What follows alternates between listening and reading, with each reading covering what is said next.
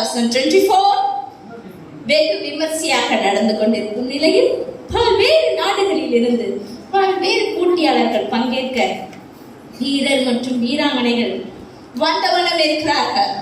Welcome all of you. A great welcome to Carmel Olympic 2024. We welcome all players from various countries. Japan, Tokyo, Germany, US. We welcome all. Clap your hands. தட்டி தட்டி கை தட்டி பாடி பார்த்துருப்பீங்க. தட்டி தட்டி ஆடி பார்த்துருக்கீங்களா? யாரால guess பண்ண முடியுதா என்ன ஆட்டம்னு? தட்டி தட்டி யார் ஆடுவா? காலை தட்டி கையை தட்டி முரட்டு காலை சிங்கம் இந்தியாவின் தலை சிறந்த கபடி வீரர் அனுப் குமார். We welcome Anup Kumar. இப்பொழுது உங்கள் மத்தியில் அனுப் குமார் தனது விளையாட்டில் பயன்படுத்திய பல்வேறு யுக்திகளை உங்கள் முன் ஷேர் செய்ய போகிறார்கள்.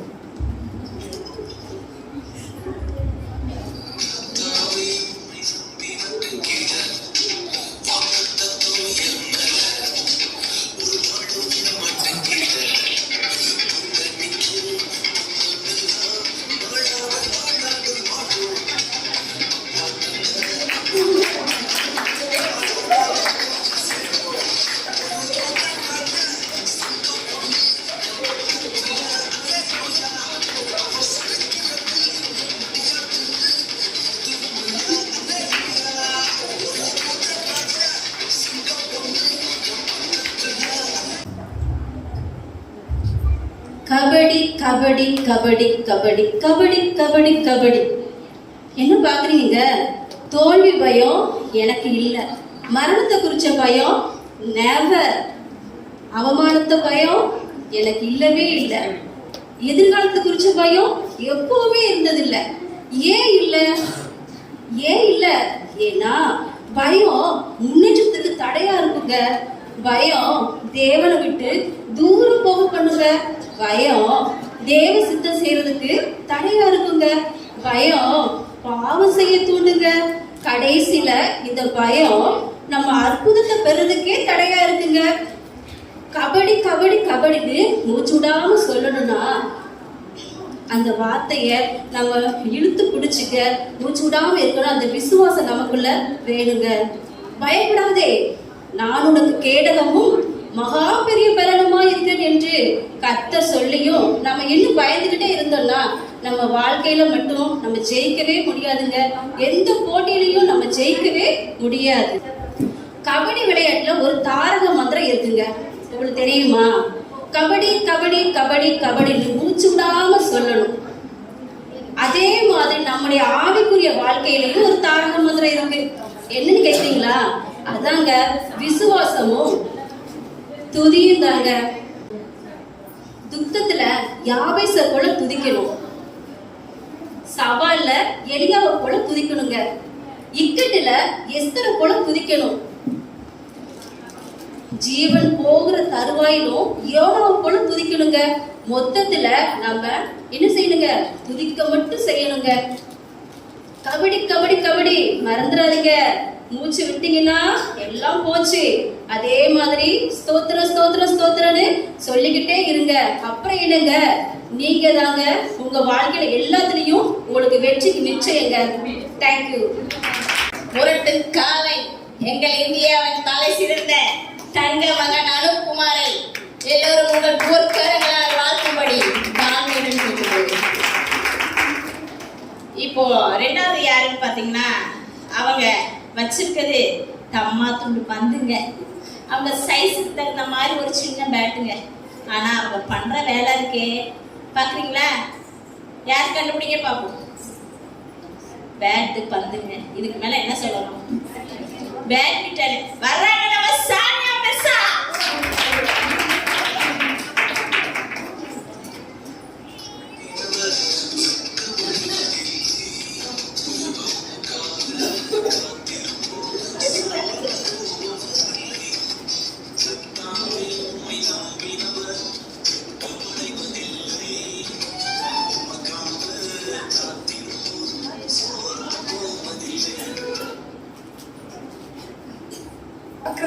ஆமாங்க, இது தம்மாத்துண்டு பந்து.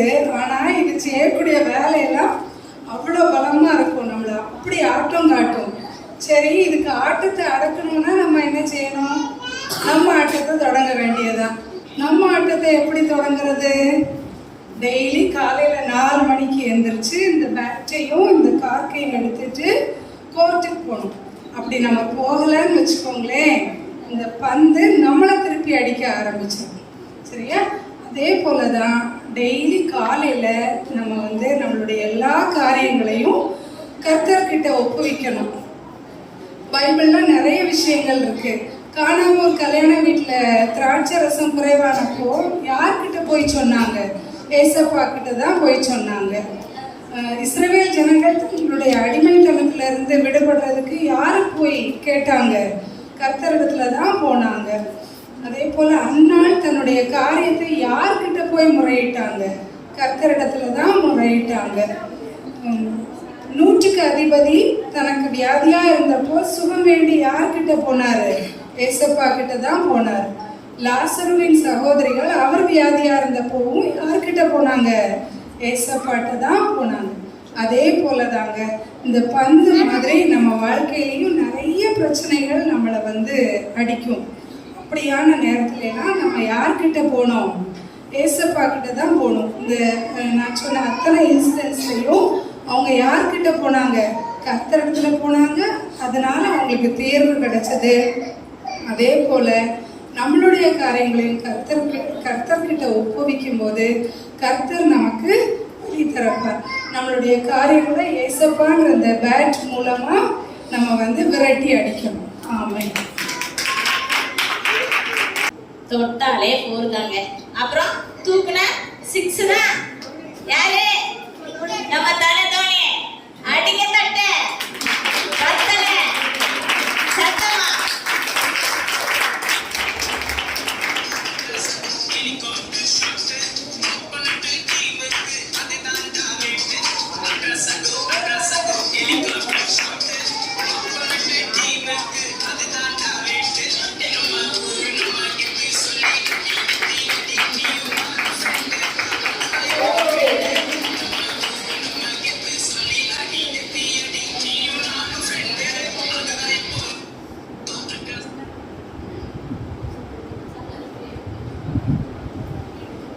கிரிக்கெட்டில் நம்ம எப்படி கிளவர் அடிக்கணும்னு உங்களுக்கே தெரியுங்க. அதாவது தொடர்ந்து அடிக்கணும், நின்று அடிக்கணும், அப்புறம் பால் கொஞ்சம் இருந்தாலும் அதிகமாக ரன் அடிக்கணுங்க. இப்படி தாங்க நம்ம வாழ்க்கையில் கிருபை வேணுங்க. கிருபை வேணும்னா கிரிகை வேணுங்க. கிரியைன்னா என்னன்னு கேட்குறீங்களா? அதாங்க தொடர்ந்து கிரிகை செஞ்சவங்க நம்ம ஈசாக்குங்க. அதே போல் தொடர்ந்து ரொம்ப கிரிகை செஞ்சவங்க நம்ம யாக்கோப்புங்க. யாக்கோப்பு போல நம்ம தொடர்ந்து கிரிகை செய்யணுங்க. அதே போல பவுலும் சீலாவும் நடுராத்திரில கூட ஜெபம் பண்ணி அதிகமாக கிரிகை செஞ்சாங்க. கொஞ்சம் பலத்துல கூட நம்ம தாவீது கூட கொஞ்சம் பலத்துல தேவனை நோக்கி கூப்பிட்டாரு. அதே போல கொஞ்சம் பலத்துல நம்ம ரூத்து கொஞ்சம் பலத்துல நம்ம தேவனை பற்றி கொண்டாங்க. அதே போல கொஞ்சம் பலத்துல நம்ம பெரும்பாடு ஸ்திரீ தேவனை தொட்டு சுகம் பெற்றாங்க. அதே போலதாங்க நம்ம வாழ்க்கையிலையும் நம்ம தொடர்ந்து கிரிக்கெட் கிளவர் அடிக்கணும்னா நம்ம சிக்ஸர் நம்ம வாழ்க்கையிலையும் கிரியை வேணுங்க. அதுதாங்க நம்ம சிக்ஸர் அடிக்க முடியும். அவங்களுடைய கைகளை தட்டி வரவேற்போமா?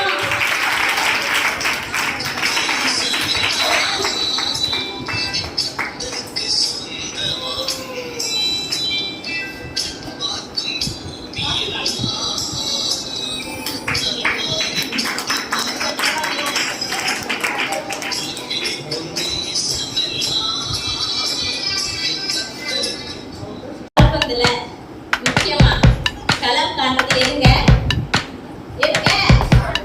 கால்தாங்க. எது? கால்தான். கால்பந்துல களம் காணனா கால் தான் முக்கியம். நம்ம கால்கள் செய்யற யுத்தத்துல பந்து பறந்து போய் ஆப்போசிட் கோர்ட்ல விழுந்துருச்சுன்னு வைங்க, அப்புறம் என்ன ஸ்கோர் போர்டு எகிரிடுங்க. அப்புறம் இந்த கால்ல வச்சு யுத்தம் செய்யறது ரொம்ப ஈஸி இல்லைங்க, ரொம்ப கடினமான பயிற்சி தேவை. அப்படிதான் நானும் பயிற்சி எடுத்தேன். ஆனா இந்த பயிற்சி எப்படி பண்ணணும்? கால்கள் யுத்தம் செய்யணும், கடினமான பயிற்சி தேவை. இதே மாதிரிதான் நம்ம வாழ்க்கையில கால் மிதிக்கும் தேசத்தை எல்லாம் கர்த்தருக்கு சொந்தமாக்கணும்னா நம்மளுக்கும் கடினமான பயிற்சி தேவை. எத்துல பந்து பறந்து ஆப்போசிட் கோட்ல கரெக்டா விழுகணும்னா என்ன செய்யணும்? காலுக்கு ஒரு பிரத்யேகமான பவர் தேவை. அந்த பவரை எப்படி பெற்றுக்கொள்றது? பவரை நம்ம எப்படி வச்சு காலை ஏத்துறது? அது ஒண்ணும் இல்லைங்க. அந்த பவரை வாங்குறது கொஞ்சம் கஷ்டம் தான். ஆனா அதை பெற்றுக்கொள்ளணும்னு வச்சுக்கோங்களேன், ஆப்போசிட் கோட்ல பந்து பறந்து போயிடும். வேற ஒண்ணும் இல்லைங்க, பொறுமை கொஞ்சம் வேணும். அது கொஞ்சம் கஷ்டம் தாங்க. அப்புறம் இந்த நற்குணங்க, வேற ஒண்ணும் இல்லை. அப்புறம் இந்த அர்ப்பணிப்பு, விடாமுயற்சி, நம்பிக்கை, விசுவாசம், இடைவிடாத ஜெபம், அப்புறம் வேத வசனமாகிய பட்டயம். இந்த பவர் மட்டும் உங்க கால இருந்துச்சுன்னு வச்சுக்கோங்க, எத்துல பந்து பறந்து போய் ஆப்போசிட் கூட சாத்தா கூட நிக்க முடியாது. பாத்துக்கங்க இந்த பவர். அப்புறம் இன்னொன்னு, அடுத்தவன் பார்த்தும் நம்ம கோட்டுக்குள்ள விழக்கூடாது. தெரியல ஃபுட்பால்ல சிலர் இது தெரியாம பந்தை எத்தி கொண்டு போய் அவன் கோட்லயே சேர்த்துக்கலாம். பாயிண்ட் யாருக்கு போயிடும்? அவனுக்கு போயிடும். ஆப்போசிட் அடிக்கிற கோல் நம்ம பக்கம் விழாம இருக்கணும்னா சில விஷயங்களை உதறி தள்ளணும். ஒண்ணு இல்லைங்க, எத்தி தள்ளணும். எதெல்லாம் எத்தணும்? சுயம் இருக்குல்ல, சுயம், நம்ம சுயம் இதை சுத்தமா பக்கத்துல வரவே விடக்கூடாதுங்க, எத்தி தள்ளிடணும். அப்புறம் இந்த நிலையற்ற ஐஸ்வர்யம் இருக்குல்ல, அது நமக்கு ரொம்ப பிடிக்கும், ஆனா பிடிக்க கூடாதுங்க. அப்புறம் பந்த ஆப்போசிட் பார்ட்டி பிடிச்சணும், அதை எத்தி தள்ளிடணும். அப்புறம் நிலையற்ற தன்மை. அப்புறம் சில பேர் எவனோ அடிக்கிறான் பந்து எனக்கெல்லாம் நின்னான்னு வச்சுக்கோங்க, அதுதான் அந்த பொறுப்பற்ற நிலை. ஃபுட்பால் கோர்ட்ல பொறுப்பற்ற நிலை வச்சுக்கோங்க, முன்னாடி இருக்க 4 பல்லும் போயிடும். சரியா? அந்த பொறுப்பற்ற நிலைய பக்கத்துல வரவிடாம எத்தி தள்ளிடும். இன்னொன்னு, எத்துறதுக்கு ரொம்ப கஷ்டமான விஷயம், ரொம்ப ரொம்ப கஷ்டம், ரொம்ப கஷ்டம். அதாங்க இந்த குற்றம் சாட்டுதலின் ஆவி. ஆவி பாத்துக்கங்க, அது காலையில ராத்திரி மட்டும் இல்ல, காலையில மத்தியானம் பகல்ல ராத்திரியில அப்படியே சுத்தி சுத்தி வருங்க. நம்ம போய் நடுல நின்னோம்னு வச்சுக்கோங்க, அப்படியே சுழண்டு அடிக்க பாருங்க. பக்கத்து வீடு, எதிர்த்த வீடு, எல்லா வீடையும் பத்தி என்ன செய்வோம்? குற்றம் சாட்டுவோம். அந்த குற்றம் சாட்டுதலின் ஆவி என்ன செய்யக்கூடாது? பக்கத்திலேயே வரக்கூடாது. இன்னொன்னு, சிலர் இந்த விமர்சனங்களுக்கு ரொம்ப பயப்படுவாங்க. விமர்சனத்தை உதறி தள்ளிடணும். விமர்சனத்தை எத்தலை வைங்களேன், அப்புறம் விம்மி அழுக வேண்டியதான். விமர்சனத்தை எத்தி தள்ளிடுங்க. இன்னொன்று ரொம்ப முக்கியமான விஷயம், ரொம்ப ரொம்ப ஒன்னே ஒன்று சொல்லுவாங்க, சோம்பலை இந்த சாக்கு போக்கையை விட்டுட்டோம்னு வச்சுக்கோங்களேன், சாத்தான் கோல் அடிக்கவே முடியாது. அவ்வளவுதாங்க. அப்புறம் என்ன, கால் மிதிக்கும் தேசம் எல்லாம் கர்த்தருக்கு சொந்தமாகும், கண் பார்க்கும் பூமி எல்லாம் கல்வாரி கொடி பறக்கும். பார்க்கலாமா? எல்லாருக்கும் ஒரு ஃபுட்பால் கொடுத்து போறேன், எத்தி தலையிடுங்க. பறந்து பறந்து சுத்துற பந்தை பார்த்துருப்பீங்க, சுற்றி சுற்றி வர காத்தாடிய பார்த்துருப்பீங்க, சுழன்று வர புயலை பார்த்துருப்பீங்க. எல்லாத்துக்கும் மேல அப்படி டக்குன்னு பார்க்கல, டக்குன்னு அந்த பாயிண்ட்லயே போய் நிற்பாங்க. அவங்க ஓடுறதை யாராலையும் பிடிக்க முடியாது. யாருங்க? நம்ம பிடி உஷாங்க. பார்க்கதாங்க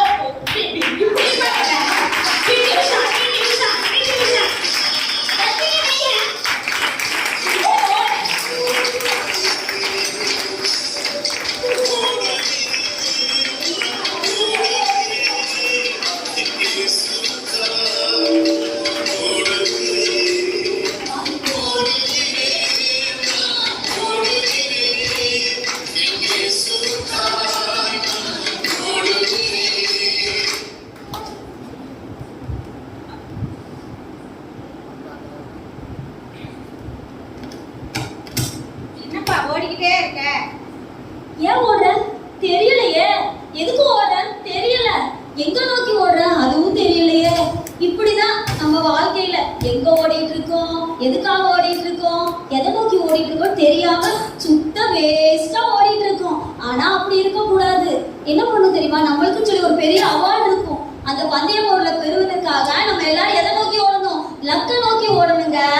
முதல்ல இப்போ ரன்னிங் ரேஸ் ஆரம்பிக்கிறாங்கன்னு வச்சுக்கோங்களேன். முதல்ல என்ன பண்ணுவாங்க?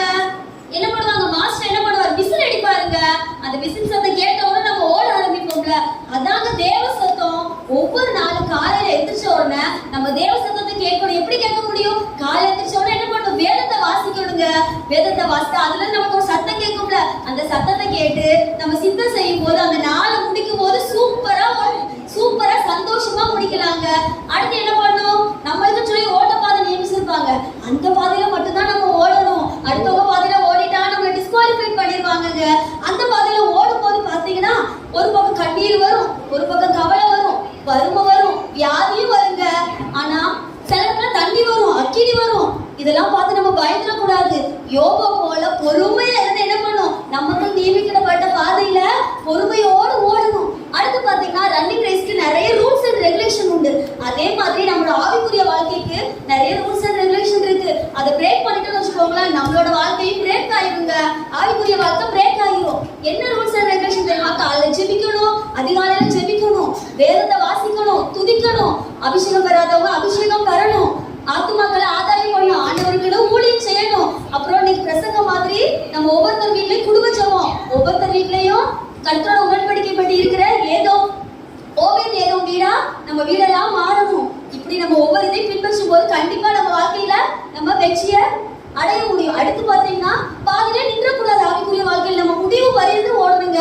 அப்பதான் நம்ம பரிசை பெற்றுக்கொள்ள முடியும். பவுலும் பாத்தீங்கன்னா என்ன பண்ணாரு? நல்ல போராட்டத்தை போராடினேன், ஓட்டத்தை முடித்தேன், விசுவாசத்தை காத்துக்கொண்டேன்னு சொன்னாரு. அதே மாதிரி நம்ம முடிவு பரியந்த ஓடி கடைசி நம்ம பரிசை பெற்றுக்கொள்ளணும். எல்லாத்துக்கும் மேலாக ஒரு பெரிய பரிசு இருக்குங்க. நம்மளுக்கெல்லாம் ஓடி முடிக்கும் போது ஒரு பெரிய பரிசு இருக்காது. என்ன பரிசு?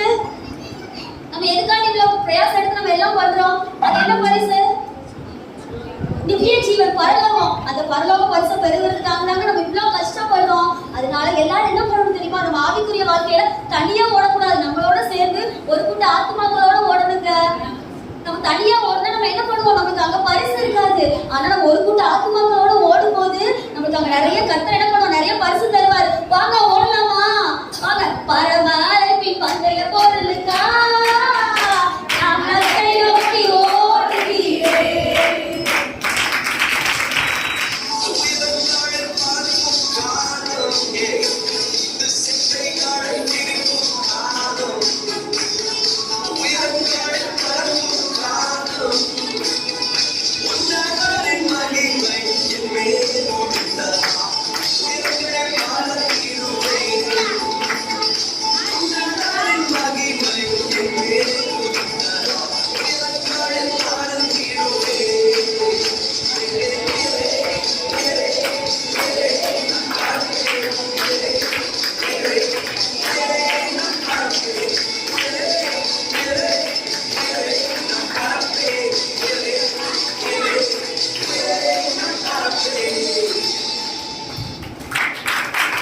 ஒலிம்பிக் 2024 சீரும் சிறப்புமாக நடைபெற மிகுந்த ஊக்கத்துடன் கலந்து கொண்டு பிரயாசப்பட்ட உங்கள் அனைவருக்கும் நன்றி செலுத்துகிறோம்.